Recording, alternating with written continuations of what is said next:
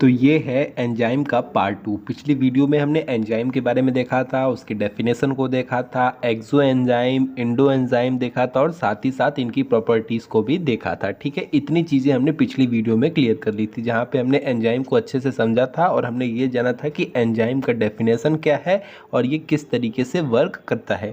आज की वीडियो में हम उसके एक्टिव साइट को देखने वाले हैं, साथ ही साथ उसके केमिकल नेचर को देखने वाले हैं और सबसे फेमस और सबसे आसान क्वेश्चन और सबसे ज़्यादा बार पूछे जाने वाला क्वेश्चन यानी कि लॉक एंड की थ्योरी या लॉक एंड की हाइपोथेसिस को भी देखने वाले हैं और साथ ही साथ इसके साथ एक इंड्यूस्ड फिट मॉडल होता है, उस क्वेश्चन को भी देखने वाले हैं। वो दोनों थ्योरी इंपॉर्टेंट है जो कि पेपर में आए दिन घुमा फिरा कर पूछ दी जाती है।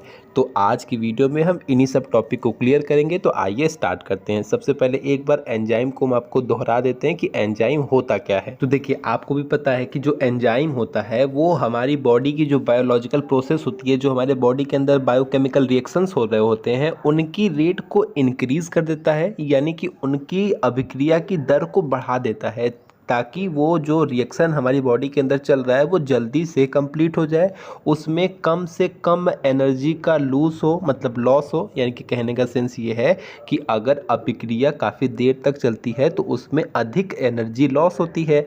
तो आपका एंजाइम क्या करता है, एंजाइम उस अभिक्रिया की दर को, उस अभिक्रिया की रेट को बढ़ा देता है, जिसकी वजह से उस रिएक्शन में जो आपका एनर्जी लॉस हो रहा होता है वो भी लॉस कम होता है। ठीक, और इसके अलावा ये अभिक्रिया को जल्दी से कंप्लीट कर देता है, यानी कि आपकी टाइम को भी बचाता है। और इन सब के बाद, इन सभी प्रोसेस को करने के बाद उस एंजाइम के अपने स्वयं के स्वरूप के अंदर किसी भी प्रकार का कोई चेंजेस नहीं आता है। ये सारी चीज़ें आपने पिछली वीडियो में जान ली है, वहाँ पे जाके आप क्लियर कर लीजिएगा। तो अगर हम सिंपली एक वर्ड में कहना चाहें तो एंजाइम क्या होता है, तो एंजाइम आपका कैटालिस्ट होता है। कैटालिस्ट मतलब उत्प्रेरक होता है। वो क्या करता है कि किसी भी रिएक्शन की गति को इंक्रीज कर देता है, बढ़ा देता है। इसके अलावा आपको पता है कि सभी के सभी, लगभग सारे एंजाइम आपके प्रोटीन से मिलकर बने होते हैं। कुछ ही ऐसे होते हैं जो आपके नॉन प्रोटीन के मिलकर बने होते हैं। ठीक है, मोस्टली जो एंजाइम है वो आपके प्रोटीन से ही मिलकर बने होते हैं। ये चीज़ें भी आपको क्लियर हो गई थी उसी दिन। चलिए, अब आगे एक दो वर्ड आएंगे वो जो बार बार आते रहेंगे, इस वजह से आप उन वर्ड को क्लेरिफिकेशन ले लीजिए। जैसे आपका सबस्ट्रेट हो गया, एक आपका एंड प्रोडक्ट हो गया, ये दो वर्ड आते रहेंगे तो इनका मतलब भी जान लीजिए। सबस्ट्रेट मतलब क्या हो जाएगा, सबस्ट्रेट का मतलब ये हो जाएगा कि मान लीजिए कोई ऐसा सब्सटेंस है जिसके ऊपर एंजाइम अपना इफेक्ट डालता है। ठीक है, यानी कि जिसके ऊपर एंजाइम कार्य करता है वही आपका सबस्ट्रेट कहलाता है। ठीक है, सिंपल सी बात है। ऐसा केमिकल एलिमेंट जिन पर एंजाइम अपना इफेक्ट डालते हैं सबस्ट्रेट कहलाते हैं। यानी कि सिंपल सा ये कहना है कि जिस चीज़ के ऊपर एंजाइम अपना इफेक्ट डालता है, अपना प्रभाव डालता है, वही सबस्ट्रेट कहलाता है। ठीक है, और जब इसके प्रभाव से जो एंड प्रोडक्ट बनता है, जो लास्ट में उत्पाद बनता है, वही आपका एंड प्रोडक्ट कहलाता है। जाहिर सी बात है, जब सबस्ट्रेट और एंजाइम आपस में कंबाइन होते हैं तो कुछ बनता है, वही आपका एंड प्रोडक्ट कहलाता है। सिंपल सी बात है, आप समझ गए होंगे। चलिए, अब हम बात करते हैं इसके केमिकल नेचर की, जो आपको देखना है। तो आपको भी पता है कि सभी एंजाइम आपके, मोस्टली लगभग सभी एंजाइम प्रोटेनियस नेचर के होते हैं, यानी कि आपके प्रोटीन के बने होते हैं। ठीक है, कुछ एक्सेप्शनली ऐसे होते हैं जो आपके नॉन प्रोटीन होते हैं। ठीक है, तो इसी के बेस पे इन्हें 2 पार्ट्स में डिवाइड किया गया है। ठीक, मतलब ऐसा कह सकते हैं कि इनके केमिकल नेचर की जो डिफरेंस के बेसिस पे इन्हें मेनली 2 पार्ट्स में डिवाइड किया गया है। एक आपका सिंपल ग्लोबुलर एंजाइम और दूसरा आपका कॉन्जुगेट एंजाइम। आप इसे सिंपल ग्लोबुलर ना करके सिंपल एंजाइम भी कह सकते हैं और आपका कॉन्जुगेट एंजाइम भी कह सकते हैं। आपको पता है कि कॉन्जुगेट का मतलब क्या हो गया, बहुत जटिल। ठीक है, मतलब कॉम्प्लेक्स एंजाइम भी आप इसे कह सकते हैं। ठीक है, 2 बात क्लियर। अब पहले सबसे पहले हम समझते हैं कि सिंपल एंजाइम क्या है। तो देखिए, सिंपल एंजाइम नाम के जैसे ही सिंपल होते हैं। एंजाइम मतलब क्या, प्रोटीन। तो बस वही चीज़ है कि जो सिंपल एंजाइम होते हैं वो सिंपल प्रोटीन होते हैं। और आपको जो पता ही है कि जो प्रोटीन है वो आपका अमीनो एसिड से मिलकर बना हुआ है। तो अमीनो एसिड की जो एक चेन होती है वही आपकी जुड़ के आपके सिंपल प्रोटीन का फॉर्मेशन करती है। यानी कि बहुत सारी अमीनो एसिड पॉलीपेप्टाइड चेन के माध्यम से जुड़कर आपके सिंपल प्रोटीन का फॉर्मेशन कर लेते होते हैं। जैसे एग्जाम्पल के तौर पे आपका पेप्सिन हो गया, ट्रिप्सिन हो गया, ये क्या है, ये आपके डाइजेस्टिव एंजाइम है जो आपके सिंपल प्रोटीन होते हैं। ये हो गया आपका पहला चीज़। अब बात आएगी कि कॉन्जुगेटेड प्रोटीन तब क्या होते हैं। चलिए, सिंपल प्रोटीन तो समझ में आ गया कि आपके अमीनो एसिड से कंबाइन होकर बने होते हैं, चलिए ठीक है। लेकिन कॉन्जुगेट प्रोटीन क्या होते हैं? तो देखिए, कॉन्जुगेट प्रोटीन में ज़रा सा डिफरेंस है, थोड़ा इसमें दो तरीके की बात आएगी। क्या होता है कि कॉन्जुगेट जो प्रोटीन होते हैं वो कॉम्प्लेक्स प्रोटीन होते हैं, यानी कि जटिल प्रोटीन होते हैं, ठीक। मतलब सिंपल सी बात है, ये ऐसे प्रोटीन होते हैं जिनका कुछ भाग प्रोटीन का बना होता है, कुछ भाग नॉन प्रोटीन का बना होता है। बात समझ में आ गई? कुछ आपका प्रोटीन का बना होता है इनका भाग, और कुछ भाग आपका नॉन प्रोटीन का बना होता है। जो पार्ट प्रोटीन का बना होता है वो एपो एंजाइम कहलाता है, ठीक है। जो भाग प्रोटीन का बना होता है वो आपका एपो एंजाइम कहलाता है, और जो आपका नॉन प्रोटीन का बना होता है वो आपका कोफैक्टर्स कहलाता है। Doubt clear? देखिए, सिंपल सी बात है, कॉन्जुगेट प्रोटीन को हम कॉम्प्लेक्स प्रोटीन भी कहते हैं। ये इसका मतलब क्या होता है कि ऐसे प्रोटीन जिनका कुछ भाग प्रोटीन का बना हो, कुछ भाग नॉन प्रोटीन का बना हो। जो भाग प्रोटीन का बना होता है वो एपो एंजाइम कहलाता है, जो भाग नॉन प्रोटीन का बना होता है वो आपका कोफैक्टर्स कहलाता है। कोई डाउट है इसमें? चलिए, उम्मीद है कोई डाउट नहीं होगा। इसमें भी जो भाग प्रोटीन का बना है, यानी कि जो आपका एपो एंजाइम है, वो तो प्रोटीन का बना हुआ है, यानी कि वो तो नॉर्मल सा प्रोटीन से, यानी कि अमीनो एसिड से कंबाइन होकर बन जाएगा। लेकिन जो आपका कोफैक्टर है जो नॉन प्रोटीन का बना है, इसमें ये मतलब है कि इसमें प्रोटीन के अलावा भी कुछ और आपके कंपोनेंट हैं जिनसे मिलकर ये बना हुआ है, ठीक है। इसमें क्या है, कोफैक्टर्स में क्या है कि प्रोटीन के अलावा भी कुछ और कंपोनेंट हैं जिनसे मिलकर इसका फॉर्मेशन हुआ है। और साथ ही साथ ये भी जान लीजिए कि ये दोनों एक दूसरे के बिना अधूरे हैं। ये दोनों जब अपने साथ में रहेंगे तो ही ये सबसे ज़्यादा अच्छी कंडीशन में है, तो ही ये सबसे एक्टिव स्टेज में है। अगर ये दोनों साथ नहीं है तो इनका कोई अपना अस्तित्व नहीं है। बात समझ रहे हैं? ठीक है, चलिए सुनिए। किसी एपो एंजाइम के साथ में पाया जाने वाला, ठीक है, ध्यान दीजिएगा, किसी एपो एंजाइम के साथ में पाया जाने वाला जो ये कोफैक्टर है, ठीक है, वो अगर ऑर्गेनिक नेचर का हो, ठीक है, अगर इसके साथ में पाया जाने वाला जो कोफैक्टर है वो अगर ऑर्गेनिक नेचर का हो, और इसके अलावा वो कोफैक्टर से लूजली अटैच हो, यानी कि बहुत ही ढिलाई से जुड़ा हुआ हो, ठीक है, मतलब बहुत जटिलता से ना जुड़ा हो, बहुत लूजली अटैच होता है, तो ऐसे कोफैक्टर को कोएंजाइम कहते हैं या कोएंजाइम कहलाता है। फिर से सुनिएगा, किसी एपोएंजाइम के साथ में पाया जाने वाला कोफैक्टर अगर ऑर्गेनिक नेचर का हो और वो उसके साथ लूजली अटैच हो तो ऐसे कोफैक्टर को कोएंजाइम कहते हैं, ठीक। अब इसी का विपरीत, अगर किसी एपोएंजाइम के साथ पाए जाने वाला कोफैक्टर आपका ऑर्गेनिक या इनऑर्गेनिक किसी भी प्रकार के नेचर वाला हो और उससे स्ट्रांगली अटैच हो तो आपका वो प्रोस्थेटिक ग्रुप कहलाता है। यही आपकी कुछ डेफिनेशन थी। अगर उससे लूजली अटैच है तब वो आपका कोएंजाइम कहलाएगा, और अगर उससे स्ट्रांगली अटैच है तब वो आपका प्रोस्थेटिक ग्रुप कहलाएगा। ये कभी कभी कोएंजाइम शॉर्ट्स में पूछ दिया जाता है, इसी वजह से आपको इतना डिटेल दिया गया है, वरना ऐसी कोई बात नहीं है। पूछने वाली चीज़ अभी आगे आएगी, जो पूछता है नाम है उसका लॉक एंड की थ्योरी या लॉक एंड की हाइपोथेसिस। आपको भी पता है कि कोएंजाइम बहुत सी जगहों पर हेल्प में आते हैं। बहुत सी जगहों पर कोएंजाइम क्या करते हैं, मान लीजिए फोटोसिंथेसिस की प्रोसेस में भी बहुत सारे कोएंजाइम होते हैं जो हेल्प करते हैं। रेस्पिरेशन की भी प्रोसेस में बहुत सारे कोएंजाइम होते हैं जो हेल्प करते हैं। तो ये सब इनके वर्क होते हैं। चलिए, फ़िलहाल में इतना टाइम नहीं है क्योंकि हम अब पेपर के बहुत करीब हैं, तो हम इतना डिटेल नहीं दे सकते हैं, लेकिन हम बता रहे हैं। अब हमको काम की चीज़ आपको बताएंगे ताकि आपको ज़्यादा दिक्कत ना हो। चलिए, अब हम चलते हैं एक्टिव साइट देख लें कि एक्टिव साइट क्या होता है, वो भी आप समझ लीजिए। तो सिंपल सी बात है, किसी एंजाइम का एक्टिव साइट क्या होता है, ठीक है। एक्टिव साइट का मतलब होता है सक्रिय बिंदु या कोई सक्रिय स्थान, ठीक है। नाम से ही बहुत क्लियरिटी मिल जाएगी अगर आप ज़रा सा समझने की कोशिश करेंगे कि कोई भी एंजाइम जब किसी सबस्ट्रेट के साथ जुड़ता है, ठीक है, कोई भी एंजाइम जब किसी सबस्ट्रेट के साथ जुड़ता है और उसकी बायोकेमिकल रिएक्शंस को कंट्रोल करता है, तो उस सबस्ट्रेट के साथ जिसको ये एंजाइम कंट्रोल कर रहा है वो उसके साथ कहीं भी नहीं जुड़ सकता है, ठीक है। ऐसा नहीं है कि हाँ कोई आया, कोई एंजाइम आया, कोई रिएक्शन चल रही है, उस रिएक्शन में जाकर कहीं भी जुड़ जाए, ठीक है। तो ऐसा नहीं है कि कहीं भी जुड़ जाए, कहीं भी नहीं जुड़ सकता। हर एक जो एंजाइम होते हैं उसमें एक खास बिंदु होता है, वही उसी को एक्टिव साइट्स कहते हैं। एक खास बिंदु होता है जहाँ पर आपका कोई भी आपका सबस्ट्रेट आकर जुड़ता है। बात समझ में आ गई। हर एक एंजाइम में अपना एक खास बिंदु होता है जहाँ पर कोई आपका सबस्ट्रेट आकर उससे जुड़ता है। चलिए मान लीजिए ये जो आपको सामने दिख रहा है ये आपका एंजाइम है और उस एंजाइम के ऊपर ये आपका एक्टिव साइट है। अभी अभी मैंने आपको बताया कि हर एक एंजाइम के ऊपर एक खास बिंदु होता है जहाँ पर कोई सबस्ट्रेट आकर जुड़ता है, उसी को क्या कहते हैं, एक्टिव साइट कहते हैं। ठीक है, सिंपल सी बात है, इसी को कहते हैं।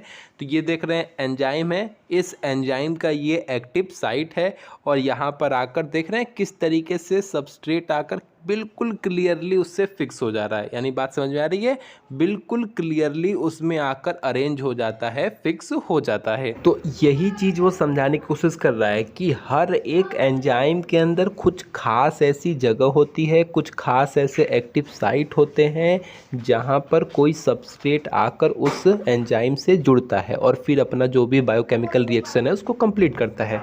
और साथ ही साथ ये भी जान लीजिए कि किसी भी एंजाइम पर एक से अधिक भी बहुत सारे आपके एक्टिव साइट हो सकते हैं। ठीक है, एक किसी एंजाइम के ऊपर एक से अधिक भी या बहुत सारे एक्टिव साइट्स भी हो सकते हैं जहाँ पर कोई सबस्ट्रेट आकर जुड़ सकता है। जैसे सामने ही आप देख लीजिए, यहाँ पर बहुत सारे क्या हो गए, आपके बहुत सारे एक्टिव साइट हो गए जहाँ पर कोई सबस्ट्रेट आकर इससे जुड़ सकता है। बहुत ज़्यादा हम इसके ऊपर दिमाग नहीं लगाएंगे, बस आप इतना समझिए कि एक्टिव साइट वो चीज़ होती है जिसमें एंजाइम में कुछ ऐसी खास जगहें होती हैं, कुछ ऐसे खास प्लेस होते हैं, कुछ ऐसे खास बिंदु होते हैं जहाँ पर कोई सबस्ट्रेट आकर उस एंजाइम से जुड़ता है और जो भी अपना बायोकेमिकल रिएक्शन है उसको कंप्लीट करता है। यही सिंपल सी बात है।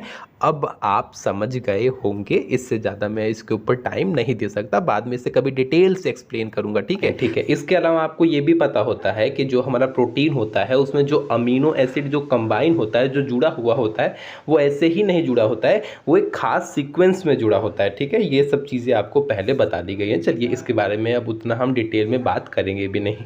अब हम बात करेंगे इसके मैकेनिज्म के ऊपर। ठीक है, उसी मैकेनिज्म में आपको देखना है लॉक एंड क्यू थ्योरी, या कह लीजिए लॉक एंड की हाइपोथेसिस। ये बहुत इंपॉर्टेंट है। और इसी के साथ है आपकी सेकेंड थ्योरी जो है आपकी इंड्यूस्ड फिट थ्योरी या इंड्यूस्ड फिट मॉडल। ऐसे करके दो थ्योरी होती है जो काफ़ी इंपॉर्टेंट है। अब हम उसे ही देखेंगे, ध्यान से समझने की कोशिश करिएगा। तो ये है आपकी मोड ऑफ एंजाइम एक्शन या कह लीजिए मोड ऑफ एंजाइम मैकेनिज्म, यानी कि एंजाइम की क्रिया विधि। ठीक है, जो आपके विक्टर हेनरी नाम के एक साइंटिस्ट थे, उन्होंने बताया कि जब एंजाइम और सबस्ट्रेट आपस मतलब एंजाइम और सबस्ट्रेट माफ कीजिएगा, जब आपस में कंबाइन होते हैं तो एंजाइम सबस्ट्रेट कॉम्प्लेक्स का फॉर्मेशन करते हैं। ठीक है, यानी कि क्या बना, जब एंजाइम और सबस्ट्रेट आपस में कंबाइन होते हैं तब एंजाइम सबस्ट्रेट कॉम्प्लेक्स का फॉर्मेशन करते हैं। और इसके बाद क्या होता है, वो आगे की प्रोसेस होती है जहाँ पे आपका एंड प्रोडक्ट बनता है और वापस से एंजाइम इससे फ्री हो जाता है। वो आपको भी पता है कि एंजाइम सिर्फ उस प्रोसेस में भाग लेता है, उस बायोकेमिकल रिएक्शन में सिर्फ भाग लेता है और उस रिएक्शन के कंप्लीट हो जाने के बाद, एंड प्रोडक्ट बन जाने के बाद वापस से एंजाइम फ्री हो जाता है। उसके स्वयं के स्वरूप के अंदर किसी भी प्रकार का कोई चेंजेस नहीं आता है। एंजाइम वापस से अपने वर्क में लग जाता है, यानी कि वो अब दूसरे किसी बायोकेमिकल रिएक्शन में भाग लेने के लिए तैयार हो जाता है। किसी भी रिएक्शन में जो एंजाइम भाग लेता है उसके स्वयं के ऊपर किसी भी प्रकार का चेंजेस नहीं आता है। ये चीज़ आपको पता है, यही चीज़ आपने डेफिनेशन में जानी भी थी। तो इसी चीज़ को समझने में दो थ्योरी काफ़ी हेल्प करती है, यानी कि एंजाइम के एक्शन मैकेनिज्म को समझने में, यानी कि एंजाइम की क्रिया विधि को समझने में ये दो थ्योरी, यानी कि लॉक एंड की थ्योरी या लॉक एंड की हाइपोथेसिस और आपकी इंड्यूस्ड फिट थ्योरी या इंड्यूस्ड फिट मॉडल, ये दो थ्योरी काफ़ी हेल्पफुल होती है जो हमें इसे समझाने में हेल्प करती है। तो आइए एक एक कर देखते हैं। सबसे पहले हम लॉक एंड की थ्योरी को देखते हैं। तो इसे आपका एमएल फिशर ने 1894 में दिया था। ठीक है, किसने दिया था, एमएल फिशर ने। उससे पहले मैं आपको एक बार फिर से रिवाइज करा दूं कि सबस्ट्रेट क्या होता है। सबस्ट्रेट आपका क्या होता है, जो भी आपका एंजाइम है वो जिसके ऊपर वर्क करता है वही आपका सबस्ट्रेट होता है। यानी कि मान लीजिए कोई बायोकेमिकल रिएक्शन चल रही है, वहाँ पे एंजाइम जाके आपका उसके ऊपर वर्क करता है तो वही आपका सबस्ट्रेट कहलाता है।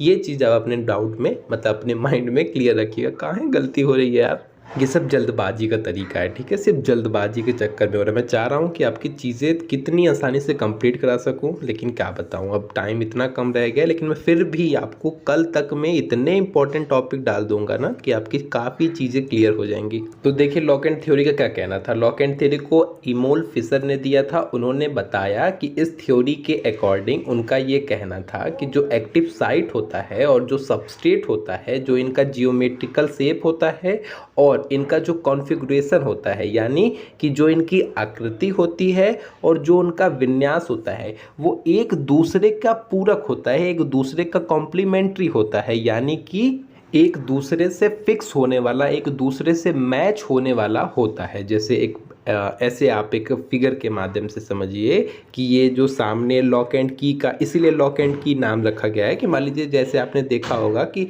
हर एक जो ताले होती है उसकी एक खास चाबी होती है। अगर उसके शेप की चाबी ना हो तो वो उसके जो बनी हुई रिंग जो होल होता है जहाँ पे चाबी लगाई जाती है, वो उसमें हर तरीके की चाबी नहीं लगने वाली है, हर तरीके की चाबी से वो ताला नहीं खुलने वाला है। उसमें खास तरीके की चाबी लगेगी, वो खास तरीके के आकार की, खास तरीके के विन्यास की चाबी होगी जो उसमें सेट होगी और जिससे वो ताला खुलेगा। वैसे ही फिशर साहब का कहना था कि जो आपका एक्टिव साइट होता है और जो सबस्ट्रेट होता है उनका एक खास शेप और एक खास कॉन्फ़िगरेशन होता है, यानी कि उनकी एक खास आकृति और विन्यास होती है। ठीक, वो जब एक दूसरे से मैच कर जाती है तो ये जो आपस में मिल जाते हैं, यानी कि एंजाइम और सबस्ट्रेट आपस में मिल के एंजाइम सबस्ट्रेट कॉम्प्लेक्स का फॉर्मेशन कर लेते हैं और ये रिएक्शन आगे चलती है। और अगर ये एक दूसरे से कंबाइन नहीं होते हैं, एक दूसरे से मैच नहीं होते हैं, तो ये इनसे कंबाइन नहीं हो पाते हैं, ये इनसे जुड़ नहीं पाते हैं। सिंपल सी बात है। अगर इन दोनों मतलब जो आपका एक्टिव साइट है और जो आपका सबस्ट्रेट है, अगर वो एक दूसरे से मैच हो गए तब तो वो आपस में कंबाइन होंगे और आपकी रिएक्शन आगे बढ़ेगी। और अगर आप आपस में कंबाइन नहीं हुए तो रिएक्शन नहीं बढ़ेगी। वैसे ही जैसे कि चाबी के साथ होता है, अगर सही चाबी है, उस आकार की चाबी है, तो वो ताले के अंदर सेट हो जाएगी, नहीं होगी तो उसमें सेट नहीं होगी। यही सिंपल सी बात है। वही चीज़ इंग्लिश में लिखी है, मैं पढ़ के बता दे रहा हूँ, आप लिख लीजिएगा।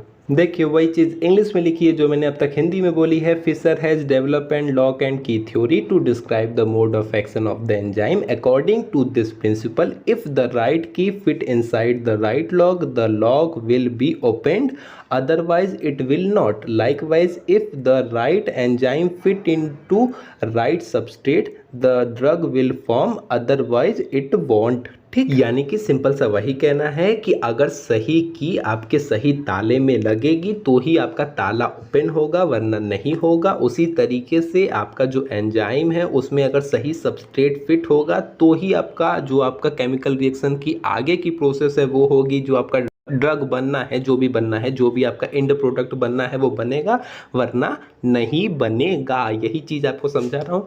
क्यों नहीं समझ रहे हैं, समझ लीजिए ना, ऐसा टाइम बच जाएगा।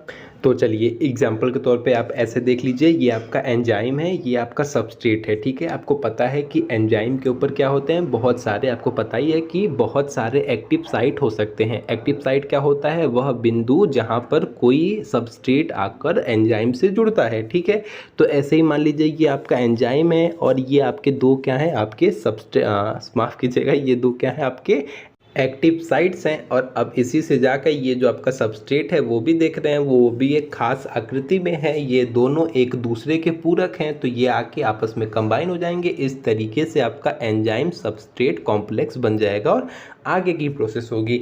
आगे की प्रोसेस क्या होगी कि आपका ये दोनों मिलकर आपस में कंबाइन होकर आपका जो भी एंड प्रोडक्ट बनाना होगा वो बन जाएगा। और फिर आपको पता ही है कि एंड प्रोडक्ट बनने के बाद वापस से एंजाइम फ्री हो जाएगा, यानी कि वो यहाँ से निकल जाएगा। उसकी स्वयं की जो उसके स्वयं के अंदर किसी भी प्रकार का चेंजेस नहीं आता है। यानी कि सिंपल सा कहना ये है कि इस प्रोसेस के ख़त्म होने के बाद एंजाइम वापस से फ्री हो जाएगा और अपने अगले रिएक्शन में वो भाग ले लेगा उसके खुद के अंदर किसी भी प्रकार का चेंजेस नहीं आता है। ये चीज़ हमेशा से आप ध्यान रखिएगा। इस तरीके से आपका इसकी कहानी ख़त्म हो गई। एग्जाम्पल के माध्यम से भी समझा दिया। आप ये वाला फिगर आसानी से बना लेंगे। अगर लॉक एंड की का फिगर बनाने जाएंगे तो उसमें बहुत टाइम लगेगा। इस फिगर को बनाने में बहुत सिंपली है, बहुत आसानी से बना लूँगा, मतलब बना लेंगे। ठीक, बात समझ गए। अब जो दूसरी थ्योरी है जो इससे मिलती जुलती थ्योरी है जिसका नाम है इंड्यूस्ड फिट थ्योरी, वो क्या कहती है जरा उसे भी समझ लीजिए। तो जो आपकी ये इंड्यूस्ड फिट थ्योरी है ये कुछ खास ऐसी नहीं है, इसमें बस जरा सा उस थ्योरी को संशोधित करके यहाँ पर रख दिया गया है। इस थ्योरी को कोसलैंड जी ने दिया था। उनका ये मानना था, और जो कि सही मानना था, कि एंजाइम की जो एक्टिव साइट होती है वो आपकी कठोर होती है, वो आपकी हार्ड होती है। ठीक है, या उसे कह सकते हैं रिजिड होती है, आपकी हार्ड होती है। यानी कि सिंपल सा ये कहना चाहते थे कि हर एक एंजाइम की जो आपकी एक्टिव साइट होती है वो हार्ड होती है, यानी कि जो उनका स्ट्रक्चर होता है, जो उनका शेप होता है वो फिक्स होता है। ठीक है, वो चेंजेबल नहीं होता है, वो फिक्स होता है। लेकिन अगर किसी एक्टिव साइट के संपर्क में, ठीक है ध्यान दीजिएगा, अगर किसी एंजाइम के एक्टिव साइट के संपर्क में, लिख लीजिएगा ऐसे ही, अगर किसी एंजाइम के एक्टिव साइट के संपर्क में कोई सबस्ट्रेट आता है और वो सबस्ट्रेट आपके एक्टिव साइट से मैच नहीं करता है, ठीक है, कोई सबस्ट्रेट आता है और वो सबस्ट्रेट आपके एक्टिव साइट से मैच नहीं करता है, तो ऐसी स्थिति में जो आपका एक्टिव साइट है वो सबस्ट्रेट की कांटेक्ट में आने की वजह से प्रेरित होकर, यानी कि इंड्यूस्ड होकर अपने अंदर चेंजेस कर लेता है ताकि जो सबस्ट्रेट है वो इसमें आसानी से जुड़ जाए। कितना अच्छा इंसान है, कितना प्यारा है ना, कितना प्यारा नहीं है, बताइए प्यारा है कि नहीं। ये इतना प्यारा है कि वो देखता है कि ये जो सबस्ट्रेट मेरे पास आया है, पहले बात समझिए, अभी अभी जो आपके कोसलैंड जी थे उन्होंने क्या कहा था कि जो इसकी एक्टिव साइट होती है वो फिक्स्ड होती है, हार्ड होती है, जो इसका शेप एंड साइज़ होता है वो फिक्स्ड होता है। लेकिन अभी आगे उन्होंने ये भी बताया कि लेकिन अगर कोई ऐसा आपका सबस्ट्रेट आ जाए, ठीक है, उस एक्टिव साइट के पास कोई ऐसा सबस्ट्रेट आ जाए, तो ऐसी कंडीशन में क्या होता है कि वो अपने अंदर इस सबस्ट्रेट के अनुसार अपने अंदर थोड़ी चेंजेस कर लेता है ताकि ये जो सबस्ट्रेट है वो आसानी से उस एक्टिव साइट के अंदर फिक्स हो सके। बात समझ में आ गई। यही चीज़ थी आपकी कोसलैंड की थ्योरी, यानी कि जो आपकी इंड्यूस्ड फिट थ्योरी है, इनका यही कहना था। ये रहा आपका फिगर, आप यहाँ पे देख सकते हैं कि पहले ये इसमें ये फिट नहीं होने वाला था, तो आपका जो एंजाइम का एक्टिव साइट है उसने अपने आप में थोड़ा एडजस्टमेंट किया, तब ये आसानी से आपका जो सबस्ट्रेट है वो इसमें फिक्स हो जाता है, और यही फिगर यहाँ पे हुआ है। इस तरीके से आपका एंजाइम सबस्ट्रेट कॉम्प्लेक्स का फॉर्मेशन होता है। फिर वही आपका आगे प्रोसेस चलेगी, आपका एंड प्रोडक्ट बनेगा, फिर आपका जो एंजाइम है वो वापस से फ्री हो जाएगा, उसके स्वयं के नेचर में किसी प्रकार के चेंजेस नहीं आएंगे। तो यहीं पर बात खत्म होती है। आज के लिए बस इतना ही। वीडियो पसंद आएगी तो लाइक शेयर सब्सक्राइब करिएगा, बहुत पसंद आएगी तो कमेंट कर लीजिएगा। तो मिलते हैं अगली वीडियो में। Tata bye bye. कोई डाउट होगा तो पूछिएगा मत, अब टाइम नहीं है। इसी वीडियो को 2-3 बार देख लेंगे, आपके सारे डाउट क्लियर हो जाएंगे। बहुत सिंपली मैंने समझाने की कोशिश की है, बाकी आपके ऊपर है। Bye bye.